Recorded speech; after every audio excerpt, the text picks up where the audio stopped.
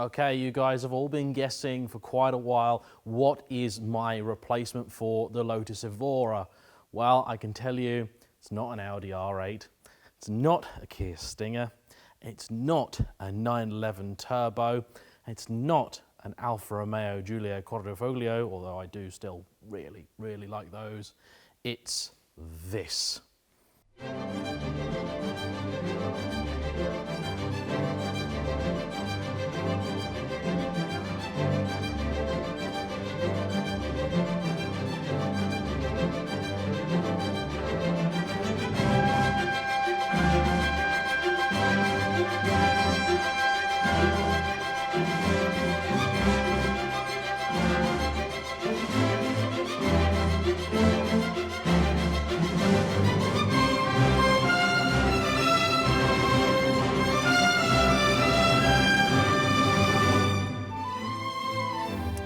An E92 BMW M3. Now, if you're currently sat there thinking, but hang on a minute, in the video where James told us he was getting rid of the Evora, he said that what he wanted was something a little bit rare and a little bit special, and an M3 definitely isn't either of those things.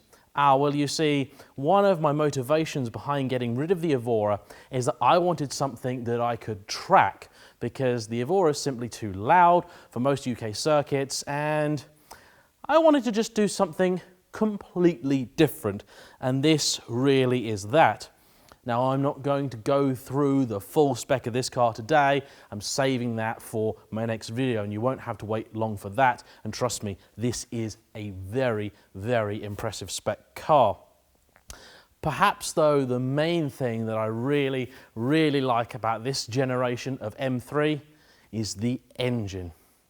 4 litres of naturally aspirated, high-revving German V8 goodness, and not one pesky supercharger anywhere in sight.